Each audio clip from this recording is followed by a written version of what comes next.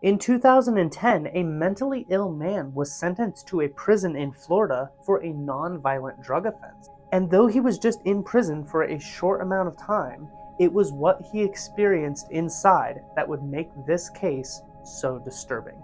But before I get into this case, if you're a fan of true crime, mysteries, and strange occurrences, please like this video, subscribe to the channel, and comment down below. And now that you've done so, let's open the vault. This is the case of Darren Rainey.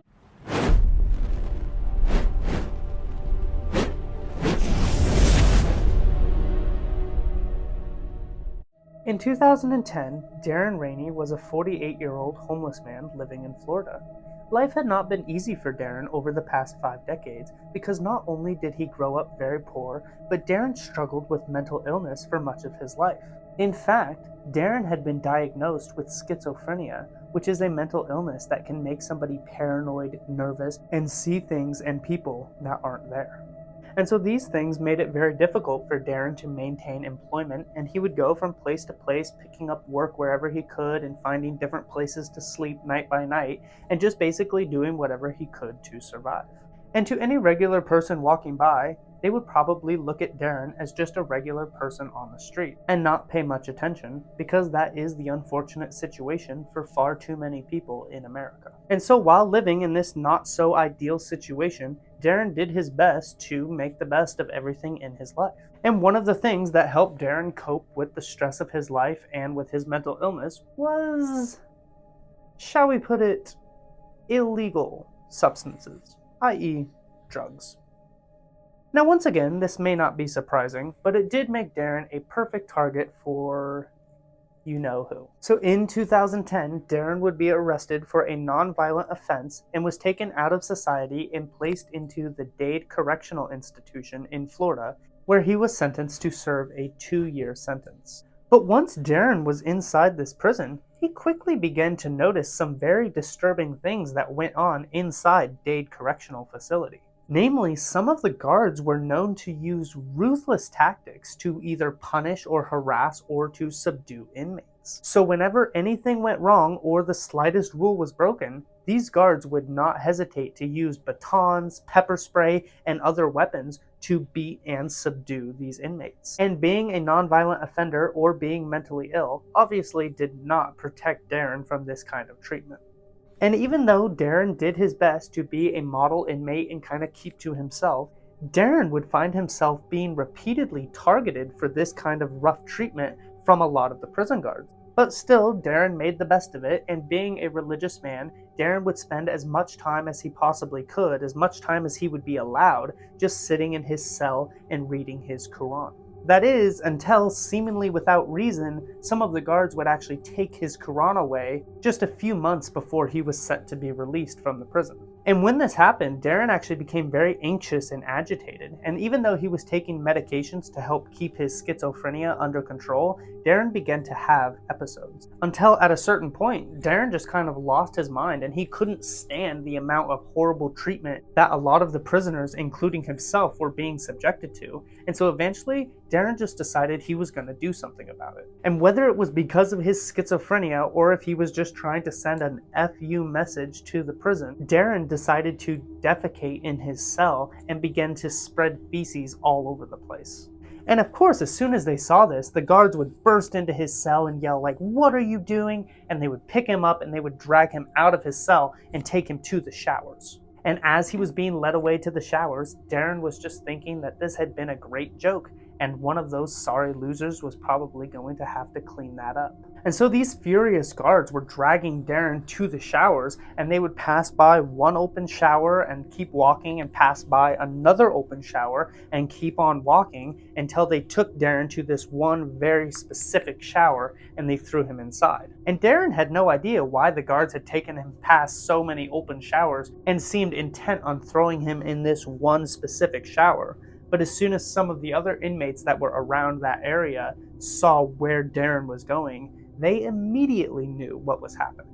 It definitely was a torture chamber because it was used for the purposes of inflicting punishment. You have 11 working showers that they can't control the temperatures in, but the only shower that they can control the temperature in, they put them in. It's the only shower in a blind spot. Correct. It goes all the way up to right when they're about to put him in the shower and nothing else exists. Oh, there were definitely blind spots when I worked there. And then half the time the cameras weren't even working. You see, this one specific shower was the only shower in the prisons that was out of views of all the cameras. And so the guards opened the door to the shower and they threw Darren inside, and they told him that they weren't going to let him out until he had cleaned himself completely.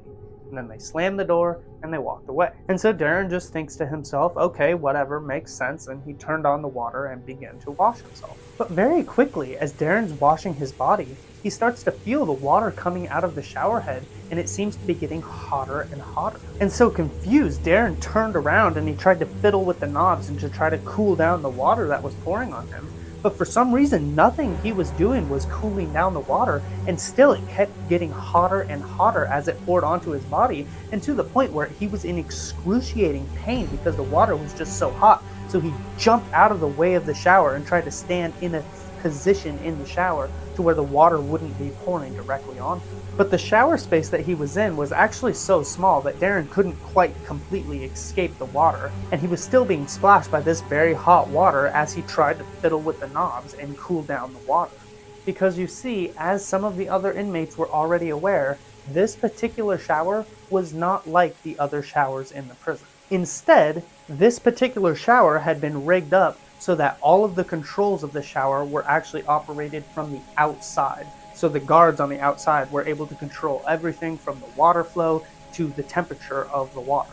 And as some of the other inmates were perfectly aware, some of these guards would purposely use this particular shower as a torture chamber in which to break their least favorite inmates. And they would throw them in this and lock the door, and then they would turn the water to either excruciatingly hot or to freezing cold and force the inmates to stand in the water. So eventually, while Darren was in the shower, he begins to scream out at the top of his lungs in excruciating pain, trying to get the guards' attention and tell them to turn off the water. But the guards had told him that they weren't going to let him out until he had cleaned every part of his body. And so for hours, Darren was standing under this excruciatingly hot water and screaming at the top of his lungs to be let out. And all of the other inmates could hear the sound of his screams as he begged the guards for help, but nobody was listening to him. And one inmate later interviewed would report that they had heard Darren repeatedly screaming out, "Please, please, I'm sorry, I'm so sorry, please stop, please stop." But the guards controlling the shower temperature didn't stop. But unfortunately, after more than 2 hours, Darren's screams did. And after a while, the guards would go over to the shower and they would open up the door. And when they opened the door, they found that Darren was lying face up on his back, and they would find that he was dead.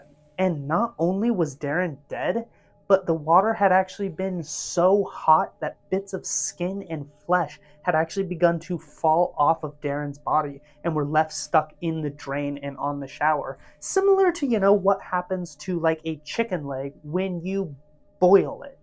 And sure enough, the next morning, one of Darren's fellow inmates was given the task to go in and clean up the shower that Darren had died in, and he would later report that while he was cleaning out the shower, he was picking up chunks of flesh and chunks of skin that were stuck in the drain and stuck around the shower. And so what happened as a result of this horrific crime?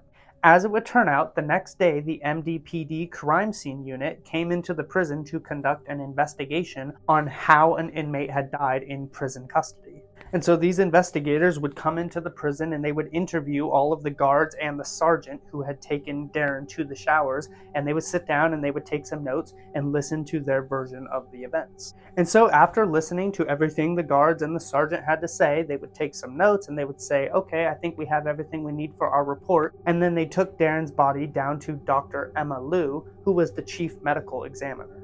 And Dr. Emma Lou must have gone to medical school in Florida because for some reason she was completely unable to determine Darren's cause of death. She attributed the flesh and skin falling off of Darren's body to be decomposition, even though the body was less than a day old. And then she told the investigators that she found, quote, no burns on his body, and so she ultimately determined Darren's cause of death to be an accident with no discernible cause of death.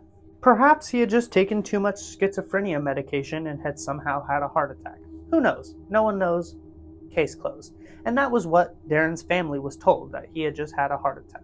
In the years after Darren's death, Darren's family and a journalist named Julie Brown from the Huffington Post continued to dig for answers, unsatisfied with the idea that Darren had just died accidentally 1 month before he was set to be released from prison. And through their investigation and lawsuits, they were able to interview an inmate who corroborated the story that they had heard Darren screaming out in pain as he slowly boiled to death. When Rainey was on the door, when he passed out or whatever happened, I heard him fall. I heard his last words, I heard him fall, and when he fell, what Roland Clark said, his body fell over the drain. So this 180-degree water rose over his body and cooked for 10 minutes before they shut it off. Officer Thompson shut it off. And then when he left and went to the officer station, and for the next 8 minutes so they could discuss their plan of whatever they were going to do, that was 18 minutes of Rainey's body cooking in this water. That's what caused, I believe, the slippage. His body was, back over the drain, cooking for that 18 minutes. And inmates would also confirm that it was not uncommon for guards in that prison to beat prisoners into submission.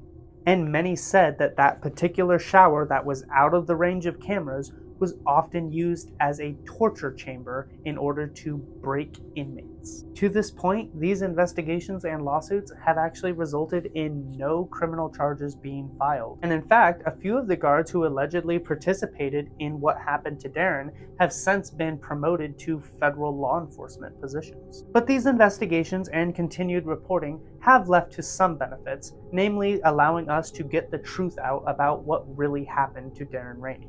And when the water in that shower was tested, it was determined that the water was capable of getting to up to 180 degrees, which is far hotter than most showers in any residential house, and is only a few degrees below boiling point. And in 2017, the photos that were actually taken of Darren's body after his death were released to the public, and you can actually find those pictures on the internet.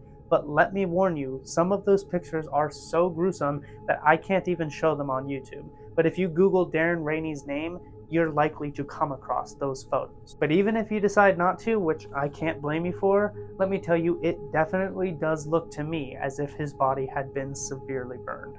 But in response to all of this continued reporting and these photos being released to the public and all of these inmate interviews, in 2017, the state attorney of Florida conducted another investigation and published a 100-plus page document detailing the death of Darren Rainey and doubling down on their position that Darren's death had had nothing to do with the actions of the correctional officers, and so it really had been a complete accident.